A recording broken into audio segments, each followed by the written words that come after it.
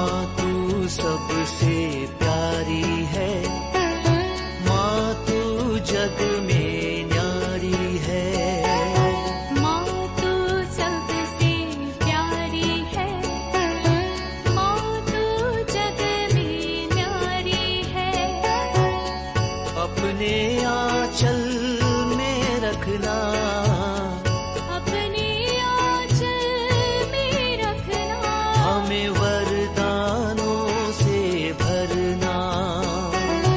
माँ तू सबसे प्यारी है, माँ तू जग में न्यारी है। माँ तू सबसे प्यारी है, माँ तू जग में न्यारी है।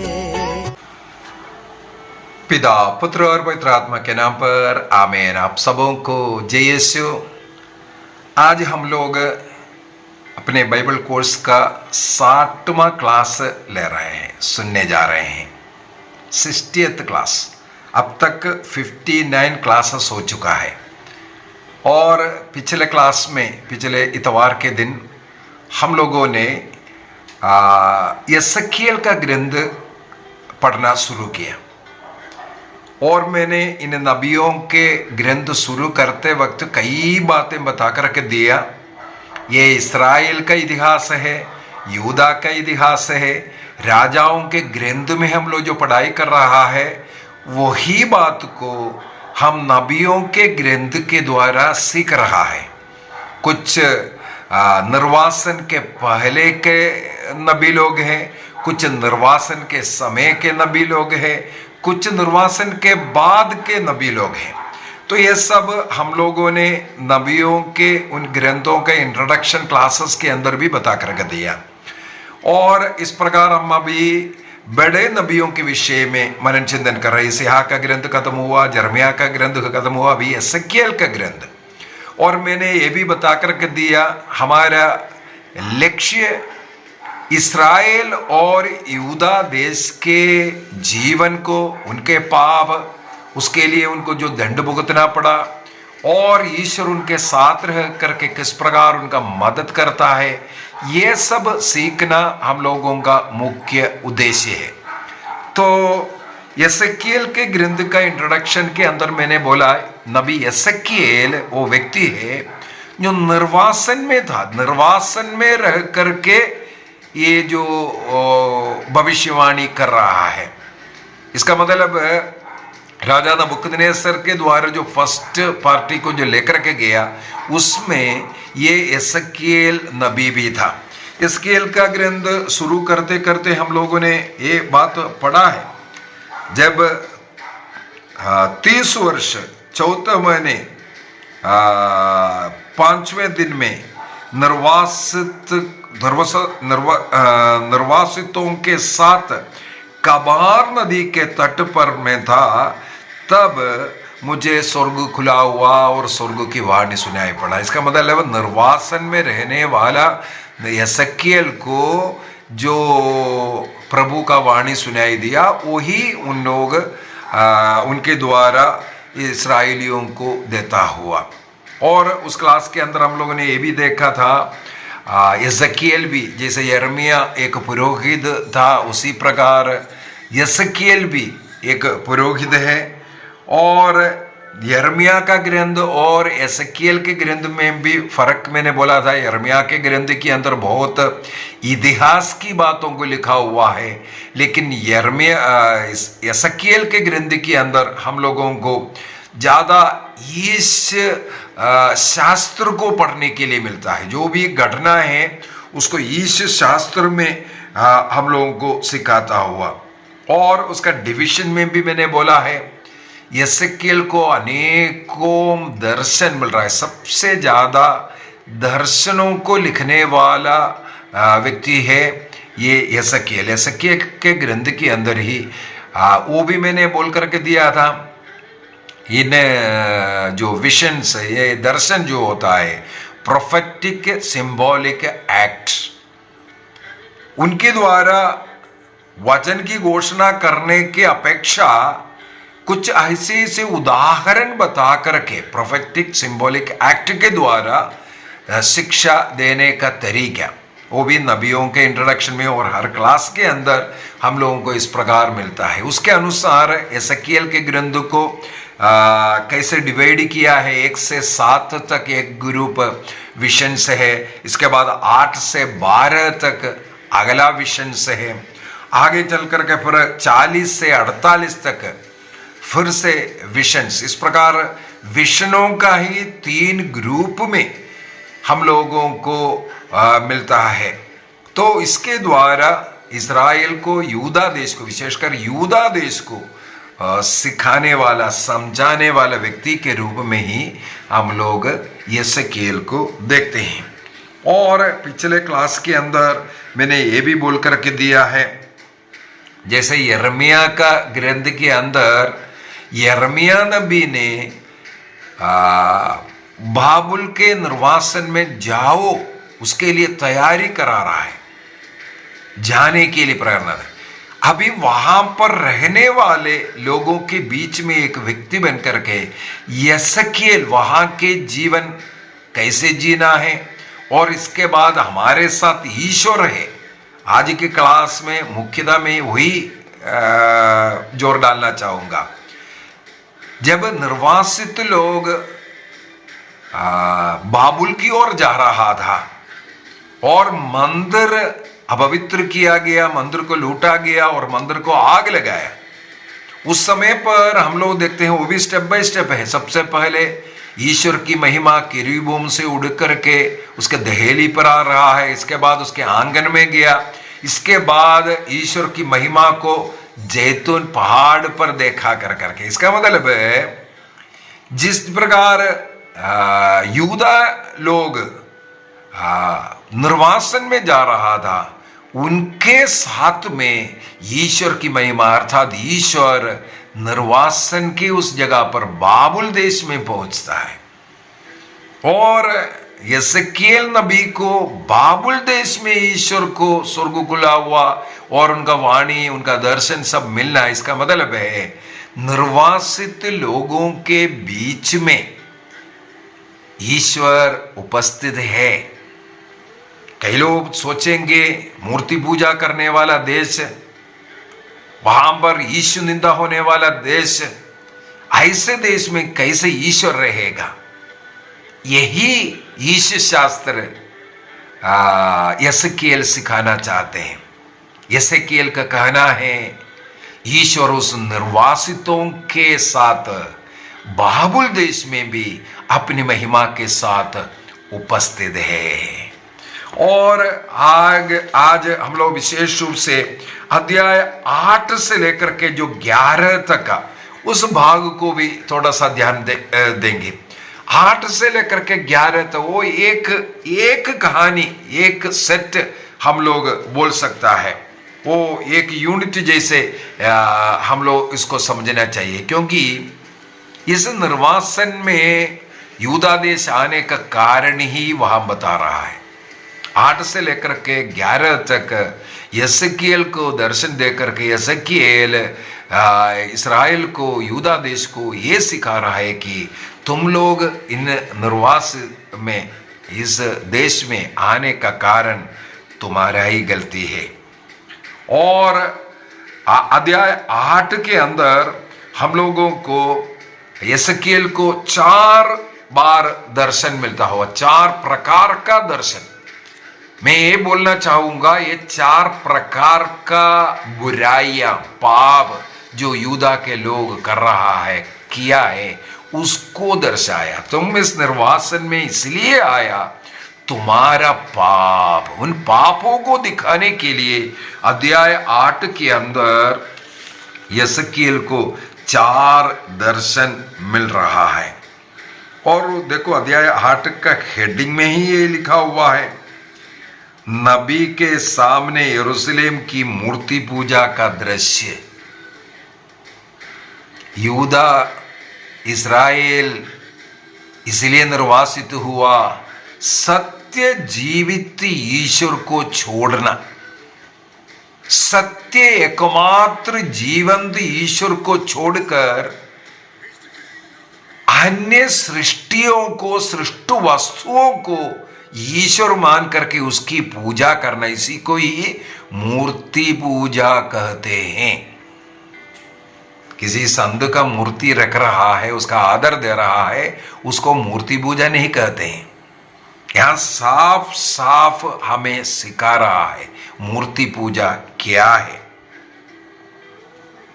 यसेकिएल को जो ईश्वर का बुलाहट मिलने के करीब 17 वर्षों के बाद की घटनाएं, निर्वासन में रहने वाले यसेकिएल इस प्रकार का 4 दर्शन कर रहा है।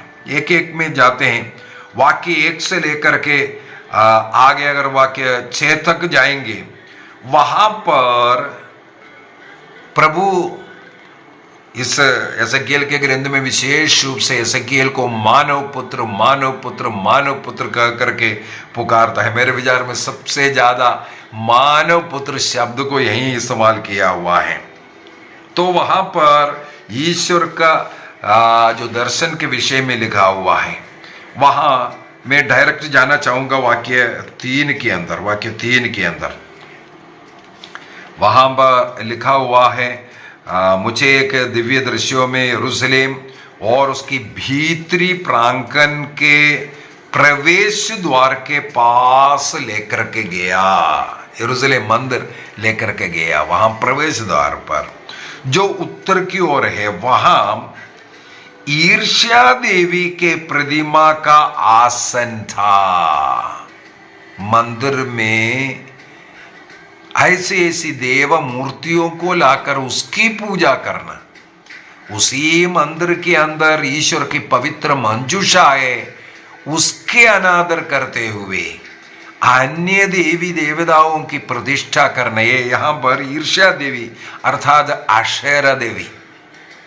हमें मालूम है ओमरी डायनास्टी इस प्रकार का आशेरा देवी, अन्य कई देवी देवताओं को इस्राएल में ला करके इस्राएल से पाप कराने वाला डायनास्टी किस प्रकार नष्ट हुआ, ये सब हम लोगों ने वो जो राजाओं के विषय में मैंने क्लास लिया था। एक एक राजा का, इस्राएल के नॉर्थ भाग का, वो जो इस्राएल के 20 राजाओं के विषय में, उसी प्रकार साउथ यूदा भाग के 20 राजाओं के एक एक राजा के विषय में मैंने क्लास लिया था। वहां पर ओमरी डायनास्टी के जो आहाब और उनकी पत्नी यसबल्ला, वही सबसे पहले इन मूर्तियों को यरूशलेम में लेकर के आया।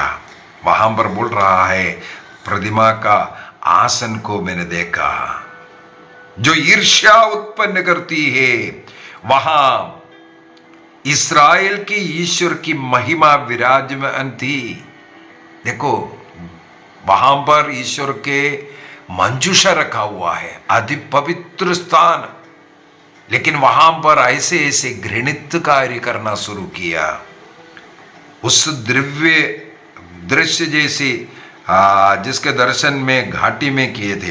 इसके बाद आगे भी थोड़ा सा पढ़ लेता हूं। उसने मुझसे कहा, मानव पुत्र, अब अपनी आंखें उठाकर उत्तर की ओर देखो। मैंने अपनी आंखें उत्तर की ओर की और देखा कि वेदी के द्वार के उत्तर प्रवेश मार्ग पर ईर्ष्या देवी की वही मूर्ति है। उसने मुझसे कहा, मानव पुत्र, क्या तुम यह देखते हो कि मुझे अपने मंदिर का परित्याग करने के लिए ये लोगों ने क्या किया? जहां पर सत्य जीवंत ईश्वर निवास करता था, उनकी आराधना सब करता था, वहां पर ऐसे देवी देवताओं का मूर्ति ला करके उसकी पूजा करना। इसीलिए प्रभु उस स्थान को त्यागा। इसलिए इस्राएली, विशेषकर अभी यहूदियों का समय, यूदा देश का निर्वासन का कारण का पहला यही बात बता करके दे रहा है। यदि हम लोग न्यायकर्ताओं का ग्रंथ अध्याय 2 वाक्य 11 से आगे पढ़ेंगे, वहां पर ये बाल अशेरा देवी सबका ये जो मंदिर बनाने के ये सब हम लोगों को पढ़ने के लिए मिलेगा। और वहाँ पर एक अश्कलोन नाम का एक जगह है, वहाँ पर इस बाल देवता और अशेरा देवी का सब मंदिर और उत्सव सब मनाने का एक मुख्य स्थान था। और इस प्रकार यूदा देश जब अशेरा देवी के पीछे और बाल देवताओं के पीछे जाना, इसी को मूर्ति पूजा कहते हैं। अभी दूसरा 7 से लेकर के 13 तक अगर हम पढ़ेंगे, वहां पर अगला दर्शन, वह मुझे प्रांगण के द्वार पर ले गया और जब मैंने आंखें उठाई तो दीवार में एक छेद देखा। एक द्वार है, छेद। वह मुझसे बोला, मानव पुत्र, दीवार में छेद करो। जब मैंने दीवार में छेद किया तो वहां एक द्वार देखा।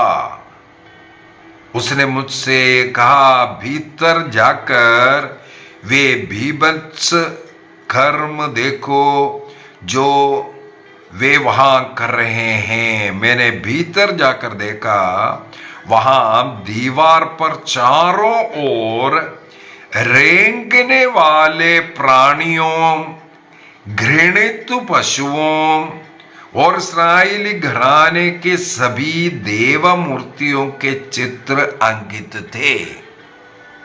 किसका चित्र? देखो, मूर्ति पूजा। कई लोग बोलते हैं माता मरियम का फोटो, माता मरियम का मूर्ति, उसी को नहीं। बाइबल साफ साफ बोल रहा है जो ईश्वर ने है उसको ईश्वर मानना। हाँ, यदि माता मरियम को आप ईश्वर मानना शुरू करेंगे तो मूर्ति पूजा है। उनको फोटो रखना, उनका मूर्ति को रखना ही मूर्ति पूजा नहीं है। मूर्ति पूजा का उत्तर यहां बाइबल साफ साफ सिखा रहा है। जो ईश्वर नहीं है, ऐसे जमीन पर रेंगने वाले सांप, पशु पक्षी, ऐसी ऐसी वस्तुओं को बनाकर रखा, उसका पूजना। उनके सामने इस्राएल के घराने के नेताओं में 70 पुरुष खड़े थे। मालूम है ना, सनहेद्रिन, उसका 70 लोग जो ईसा मसीह को क्रूस दंड देने के लिए, यही सनहेद्रिन, उनका महासभा, वो महासभा का लोग। इसका मतलब जो चुने हुए नेता लोग, वे लोग ऐसा गलत कार्य कर रहा है, जिनमें शाफान के पुत्र याजन्या भी खड़ा था। प्रत्येक के हाथ में धूपदान था और लोबान का धुआं ऊपर उड़ रहा था। किसको धूप अर्पित कर रहा है? पवित्र बाइबल के अंदर सर्वशक्तिमान ईश्वर को, उसके लिए नियम है। लेवी ग्रंथ के अंदर नियम बना कर दिया, निर्गमन ग्रंथ के अंदर नियम बना करके दिया, स्तोत्र ग्रंथ के अंदर बताया हुआ है। जीवंत ईश्वर, एकमात्र सर्वशक्तिमान ईश्वर के लिए तुम्हें धूप अर्पित करना चाहिए। यहां पर यह धूप दान लेकर के आराधना और जो आरती किसके लिए उतार रहा है? जीव जंतुओं को, प्राणियों को, उसे ईश्वर मान करके यह कार्य कर रहा है। इसके बाद प्रभु का वाणी ये बताता है, मानव पुत्र, क्या तुम ये देख रहे हो कि इस्राएल के घराने के नेतागण अंधेरे में, मतलब देखो दीवार के अंदर था, दीवार में छेद करा करके अंदर करवा दिया, मतलब चुपके तुम लोग क्या कर रहे? प्रत्येक व्यक्ति अपने चित्र वाले कमरे में क्या कर रहे हैं? प्रभु हमें नहीं देखता सोच करके। इस प्रकार का कार्य वाक्य 13 तक लिख रखा हुआ है। मतलब पेंटिंग्स के द्वारा अन्य देवी देवता जो ईश्वर नहीं है उसको ईश्वर मान करके उसकी पूजा करना, इसी के लिए लिखा हुआ है। किसी का आदर दे रहा है, संतों का आदर दे रहा है, इसको नहीं। जिसको ईश्वर मान करके उनको पूजा कर रहा है उसकी निंदा बाइबल करता है। आदर करना मना नहीं है। अभी 16वां वाक्य से 18वां वाक्य तक और भी देखो पाप बढ़ते बढ़ते जा रहे हैं, पाप कैसे कैसे बढ़ते जा रहे। वहां पर 70 जो नेता सनहद्रिन के लोग था, तो यहां पर अगला तीसरा इसमें वाक्य 16 से थोड़ा सा पढ़ लेता हूं। वहां पर लिखा है, तब वह मुझसे प्रभु के मंदिर के उत्तरी प्रवेश पर लेके आया। वहां स्त्रियां बैठकर तम्मूज के लिए विलाप कर रही। वह मुझसे बोला, मानव पुत्र, क्या तुम देखा? तुम इनसे भी अधिक भीभत्स कर्म भी देखेगा। यहां पर तम्मुज ये खेतीबाड़ी का भगवान है। किसके लिए होता है? ये सुमेरियन ईश्वर लोग हैं, सुमेरियन जो संस्कृति का भगवान लोग। इस प्रकार कई प्रकार का जो संस्कृति वाले ईश्वर को ला करके पूजने वाले हमारे देश का ये है वो है ऐसा ऐसा बोल करके, तो कई लोग खेतीबाड़ी सही होना है उसके लिए एक भगवान को रखा है। अगर स्त्रियों का विवाह होना, पुरुषों का विवाह होना है उसके लिए, और बच्चा पैदा होना है उसके लिए एक भगवान। हर कार्य के लिए ऐसे ऐसे एक एक भगवान को ड्यूटी दे करके रखा हुआ है वो सुमेरियन कल्चर में। तो इनमें यहाँ पर जो लिखा हुआ ये जो तम्मूज है वो खेतीबाड़ी का है, खेतीबाड़ी का है तम्मूज। और धम्मूस बोल करके एक दूसरा एक और भगवान उनका होता है। तो इसके विषय में यहां पर लिखा तीसरा। अभी चौथा दर्शन अगला वचन से है, 16वां वाक्य से अगला दर्शन। वह मुझसे मंदिर के भीतरी प्रांगण में अभी लेकर के गया। प्रभु के मंदिर के प्रवेश द्वार पर वेदी के बीच लगभग 25 व्यक्ति थे। ये 25 व्यक्ति मन में आ रहा है, एक प्रधान याजक और 24 पुरोहित याजक लगे। 24 याजकों का ग्रुप होता है और उनमें से एक प्रधान याजक भी होता है। तो 24 और एक 25। देखो पुरोहित गण के विषय में अभी बोल रहा है, जिनकी पीठ मंदिर की ओर थी और जो पूर्व की ओर मुंह मुड़कर पूर्व दिशा में सूर्य की पूजा कर रहे थे। देखो जो सत्य ईश्वर, वहां पर उस मंदिर में ईश्वर की मंजूषा विद्यमान है, ईश्वर की उपस्थिति है, उसकी ओर पीठ दिखा करके सूर्य की पूजा करना, सूर्य नमस्कार। जो इस्राएल के ईश्वर की बलि अर्पित करने वाले, प्रार्थना करने वाले उन पुरोहित वर्ग का। इस प्रकार अध्याय 8 के अंदर हम लोगों को 4 प्रकार के बुराइयां, पाप, जिसके कारण यहूदा देश को आज निर्वासन में जाना पड़ा, इसका वर्णन यहां पर हम लोगों को पढ़ने के लिए मिला है। और यदि आगे बढ़ेंगे कई बातें इस प्रकार अध्याय 9 वाक्य 1 से अगर पढ़कर देखेंगे, यरूशलेम को इसलिए दंड देने के विषय में लिखा हुआ है, ऐसे ऐसे पाप करने के कारण। लेकिन दंड देने के पहले ऐसे बेचते हैं, जाकर के देखो ऐसे ये पाप करने वाले के कारण कुछ लोग पाप कर रहा है। मैं भी एक क्लास के अंदर बोला था, रेमनंड, जो कुछ बचा हुआ भाग इस्राएल के जब टुकड़ा किया गया, 10 भाग, नॉर्थ भाग इस्राएल बन करके रह गया, लेकिन वहां एक रेमनंड को ईश्वर ने बचा करके सुलेमान के पुत्र रहोबाम को दिया। उसी को रेमनंड कहते हैं, यहूदा देश। और यहूदा देश में निर्वासन में जब गया, मैंने वो भी बोला निर्वासन, तो वहां पर भी पूजा अर्चना करने का, अन्य देवी देवताओं का पूजा करने का अवसर मिला, लेकिन कुछ लोगों ने निर्णय किया नहीं, हम याहू को छोड़ करके कुछ नहीं, मरने के लिए भी तैयार। इस प्रकार कष्ट पीड़ा सह करके याहू के साथ रहने वाले एक और रेमनैंट, जो अवशेष भाग बाद में लौट करके यूदा देश में आने वाला, निर्वासन से बाकी बच करके जो आने वाला, यही रेमनैंट है। उसके विषय में बोल रहा है तुम ढूंढो, ऐसे ऐसे जो पाप, जो मूर्ति पूजा ये सब कर रहा है, उसके लिए कोई अपना छाती पीट कर रोता है कि नहीं? अगर ऐसा है तो उनके माथे पर एक चिन्ह अंकित करना, वो है ताव। यहां पर हम लोग देखते हैं एक ताव का एक चिन्ह अंकित करने के लिए। बाकी 6 में डायरेक्ट जाना मैं चाहूंगा, 4 से थोड़ा सा और पढ़ लेता हूं। नगर के आर पार जाओ, सारे यरूशलेम घूमकर उन लोगों का पता लगाओ जो वहां हो रहे भीमल्स कार्यों के कारण रोते और विलाप करते हैं। वही रेमनैंट लोग ऐसे पाप में सम्मिलित नहीं होने वाले,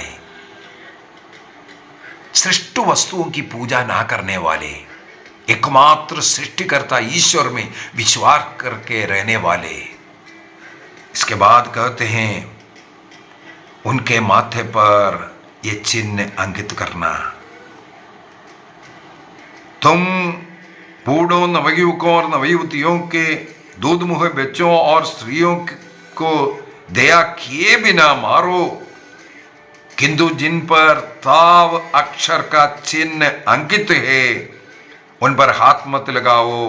मंदिर से तुम ये कार्य शुरू करो, क्योंकि ये ताव चिन्ह उन लोगों के माथे पर लगा हुआ है जो ईमानदारी से प्रभु को, चाहे कितना भी नष्ट कष्ट कुछ भी जीवन में होने दो, लेकिन मैं मेरे ईश्वर को, सत्य जीवंत ईश्वर को नहीं छोड़ूंगा।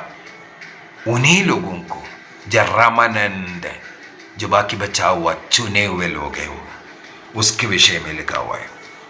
और अध्याय 10 में अगर हम जाएंगे, वहां पर भी कई बातें हम लोगों को सीखने के लिए भी। तो मंदिर से प्रभु का तेज इस प्रकार पाप करने के कारण वो तेज किरीबों से उठ करके बाहर जाना है। प्रभु का तेज उड़ता हुआ, वाक्य 3 से 5 तक अगर पढ़ेंगे, वहां पर किरीब के ऊपर से उठ करके हम लोगों को प्रभु का तेज, जो निर्वासन में जाने वाले जो जनता जिस डायरेक्शन में जा रहा है, बाबुल के डायरेक्शन में, वो तेज को जाता हुआ। अध्याय 11 का वाक्य 23 को पढ़ेंगे, वहां पर वो सबसे पहले किरीब से उतर करके मंदिर का फाटक में आया, फिर आंगन में आया। अभी आंगन से अध्याय 11 वाक्य 23 में उस महिमा वो जैतून पहाड़ वहां की ओर जाता हुआ हम लोगों को मिलता है। इसका मतलब यरूशलेम को ईश्वर की महिमा त्यागता है। कल के क्लास के अंदर वो महिमा कब वापस पर आया, इसके विषय में भी हम लोग मनन चिंतन करेंगे। लेकिन जब जहां पर ईश्वर की महिमा नहीं है, कृपा नहीं है, ऐसी जगह को ईश्वर की महिमा छोड़ देगा। यदि हमारे घर में सब लोग मिलकर के पारिवारिक प्रार्थना नहीं करते, इसका मतलब ईश्वर को आदर हम अपने घर में नहीं दे रहा है। ईश्वर की महिमा हमारे घर में नहीं रह सकता। हमारे जीवन में प्रभु को पहला स्थान नहीं दे रहा है, प्रभु की महिमा हमारे बीच में नहीं रह सकता। यस्केल ये यीशु शास्त्र हम लोगों को सिखाता है। क्यों इस्राएल निर्वासन में गया, यूदा देश निर्वासन में गया, और उस निर्वासन में यूदा देश को कैसे रहना चाहिए था, इसका यीशु शास्त्र ही ये 8वां अध्याय से 11वां अध्याय तक हम लोगों को पढ़ने के लिए मिलता है। स्तोत्र ग्रंथ 137 मैंने इसे पूर्व क्लास में भी वो बोल करके दिया। इस प्रकार बैठ करके रोने वाले जो रेमनैंट लोगों का रोना है, स्तोत्र ग्रंथ साम 137, वहाँ सब हम लोगों को पढ़ने के लिए मिलता है। मैं थोड़ा सा और आगे बढ़ना चाहूंगा। अध्याय 12 से 24 तक, अध्याय एसकेल का ग्रंथ अध्याय 12 से 24 तक भागों में किस प्रकार यूदा देश जो निर्वासन में रहा उस समय के विषय में 12 से लेकर के 24 तक का ये ग्रुप जो है प्रोफेटिक सिंबॉलिक एक्ट के द्वारा प्रभु शिक्षा दे रहा है। 12वें अध्याय में भी देखो वाक्य 1 से आगे करीब 16वां वाक्य तक हम लोगों को पढ़ने के लिए जो मिल रहा है। यशकेल से कहते हैं तुम जो लोगों के बीच मानव पुत्र, तुम विद्रोही लोगों के बीच रहते हो। देखते हैं कि उनके आंखें हैं किंतु वे देखते नहीं हैं, सुनने के लिए कान तो है लेकिन वो सुनते नहीं हैं, ये विद्रोही बन गया है। ये बोल करके उनका जो प्रोफेटिक सिंबॉलिक एक्ट को करने के लिए कहते हैं।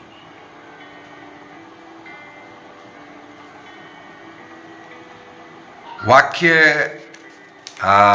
6 के अंदर हम लोग पढ़ते हैं, मैं तुम्हें इस्राएली प्रजा के सामने एक चिन्ह के रूप में प्रस्तुत करने जा रहा हूं। देखो यशकेल को बोल रहे तुम्हें मैं एक प्रोफेटिक सिंबॉलिक एक्ट के द्वारा उन लोगों के सामने एक चिन्ह बना रहा हूं। वाक्य 8 से अगर पढ़ेंगे वहां पर लिखा है, दूसरे दिन प्रातः मुझे प्रभु की वाणी ये कहते हुए सुनाई पड़ी, मानव पुत्र, क्या इस्राएल की विद्रोही प्रजा तुमसे यह नहीं पूछा कि तुम क्या करते हो? उनसे कहो प्रभु ईश्वर कहता है, यह यरूशलेम के राजा और यहाँ रहने वाले समस्त इस्राएली प्रजा के विषय में एक भविष्यवाणी है। उन लोगों का राजा संध्या के समय अपना सामान कंधे पर रखकर नगर से चला जाएगा। लोग दीवार में छेद करेंगे जिससे वह बाहर जा सके। वह अपना मुंह ढक लेगा जिससे वह अपनी आंखों से यह मूर्ति ये भूर में ना देखें। तो वहां पर एक प्रोफेटिक सिंबॉलिक एक्ट के द्वारा एक छेद से अपने सामान लेकर के जो बड़े मुश्किल से पार करने वाले व्यक्ति के रूप में ऐसे चलने के लिए, प्रस्थान करने के लिए कहा। तो इसके द्वारा ये प्रोफेटिक सिंबॉलिक एक्ट करवा रहा है। प्रवास के सामान दिन में ही उनके देखते देखते बाहर रखो और संध्या को उनकी आंखों के सामने प्रवास के लिए प्रस्थान करो। देखो ये ऐसा एक एक्ट करा रहे हो। उनके देखते ही दीवार में तुम छेद करना और उससे तुम निकलना। ये इसलिए है तुम्हें भी तुम्हारे पाप के कारण इस प्रकार जाना पड़ेगा, कष्ट झेलना पड़ेगा। तुम्हारा मुंह उठा करके देखने लायक नहीं बनेगा। इस प्रकार का प्रोफेटिक सिंबॉलिक एक्ट को यहाँ पर देखने के लिए मिलता है। और वाक्य 17 से आगे अगला खाना खाने के मतलब कांपते हुए, वहां पर लिखा है, मुझे ये वाणी सुनाई पड़ी, मानव पुत्र, कांपते हुए भोजन करो, थरथरा के डरते हुए पानी पियो। देश के लोगों से कहो प्रभु ईश्वर कहते हैं, यरूशलेम वासियों के विषय में भी ये कहा है, डरते हुए तुम भोजन करना। क्या है? निर्वासन का वो डर भय के दिखाने के लिए ऐसा एक सिंबॉलिक एक्ट यहां पर दिखा रहा है। एसेकिएल का ग्रंथ अध्याय 4 में पिछले क्लास के अंदर हम लोगों ने मनोचिंतन किया था। जो रोटी बनाया हुआ है उसको, जो कि रोटी जो है उसको तुम खा करके बाकी रखना, पूरा खत्म नहीं करना, एक भाग केवल थोड़ा सा खाना और बाकी को तुम रखना। अर्थात निर्वासन में तुम्हें ऐसा कष्ट झेलेगा, निर्वासन के समय के लिए यहां पर बोल रहा है तुम कांपते हुए ये सब करना। अध्याय 13 और 14 के अंदर जो मूर्ति पूजा करने वाले और झूठे भविष्यवाणी करने वाले नबी, इनके विरुद्ध में एसेकिएल के द्वारा भविष्यवाणी कर रहा है। हमें मालूम है यिर्मयाह भी ऐसा कार्य किया तो उन्हें मारा पीटा कुआं में डाला, पता नहीं क्या क्या नहीं उनके साथ विद्रोह नहीं किया। ये एसेकिएल से भी यही कहते हैं। इसके बाद अध्याय 15 में अगला एक प्रोफेटिक सिंबॉलिक एक्ट को देखने के लिए मिलता है। एक और वहां पर एक दाखलदा जो सूखे हुए, इसके विषय में नबी इस्याह का ग्रंथ अध्याय 5 में भी दाखलदा का हम लोगों को पढ़ने के लिए मिला था। एक प्रोफेटिक सिंबॉलिक एक्ट यहां पर भी उसी को ही, दाखलदा को इस्राएल के प्रतीक के रूप में सूखे हुए दाखलदा, वहां पर इस्याह के ग्रंथ के अंदर कट्टे अंगूरी वाला दाखलदा था, यहां पर सूखे हुए के विषय में। अध्याय 16 में भी इसी प्रकार कई ऐसा प्रतीक है। अध्याय 23 में जाकर के 2 बहनों के विषय में, 2 बहनें कौन कौन, नॉर्थ का इस्राएल और साउथ का यूदा देश, एक दूसरे का साथ है, लेकिन एक दूसरे व्यक्ति को पाप से, ईश्वर से जो दूर लेकर जाने वाला जो मूर्ति पूजा ये जो कर रहा है, सबसे उनको नहीं बचा रहा है। इस गलती के कारण तुम निर्वासन में जाएगा, ये बता कर देने वाला यूनिट है। यहां तक आगे नबी इस्याह के द्वारा, एसेकिएल के द्वारा ये भी दे रहा है। अन्य नबी लोग भी ऐसे ही था। यिर्मयाह जाओ, उसमें तुम्हारा कल्याण है, लेकिन तुम्हारा बचाव इसके बाद होगा, वहां पर जाकर के तुम्हारा पवित्रीकरण होने का समय, इसलिए तुम्हें जाओ जाने के लिए तैयारी कर रहा था। एसेकिएल भी यही बोल रहा है, तुम्हारे बीच में ईश्वर का महिमा है, तुम्हें एक दिन वापस लेकर के आएगा। 4-5 प्रकार, इस प्रकार तुम्हारे जीवन में रेस्टोरेशन होने के विषय में, मेरे विचार में वो अगले क्लास में, कल के क्लास में हम इस भाग को पढ़ेंगे। किस किस प्रकार निर्वासन के बाद रेस्टोरेशन का दर्शन एसेकिएल को मिल रहा है, किस प्रकार इस्राएल का रेस्टोरेशन वापस यूदा देश में उनका स्थापित कैसे हुआ। मंदिर नष्ट हुआ, देश नष्ट हुआ, राजा नष्ट हुआ, पुरोहित नष्ट हुआ, ईश्वर का नाम अपवित्र किया, ये सब कैसे रेस्टोरेशन हुआ, ये एसेकिएल का ग्रंथ के अंदर ईश शास्त्र के द्वारा, कई प्रोफेटिक सिंबॉलिक एक्ट के द्वारा हमें सिखाता है। तो अगले क्लास में हम लोग इसको देखेंगे। आइए हम अपनी आंखें बंद करें, प्रभु को धन्यवाद दें। कई प्रोफेटिक सिंबॉलिक एक्ट के द्वारा यूदा देश क्यों निर्वासन में है, उसको प्रभु ने दिखाया। मुख्यतः उन सत्य ईश्वर को छोड़ करके अन्य देवी देवताओं को अपने ईश्वर मानना, ईश्वर के विरुद्ध होना, ईश्वर को पीठ दिखाना, विशेषकर जो चुने हुए व्यक्ति, जो साधारण जन समुदाय को सही मार्ग दिखाना चाहिए, ऐसे लोग, घर के माता पिता अगर पाप में हैं, बच्चे इसी रास्ते में, यही संदेश नबी एसेकिएल आज हमें दिया। प्रभु हम सबों को आशीष दे, कृपा दे, पिता पुत्र और पवित्र आत्मा के नाम पर, आमीन।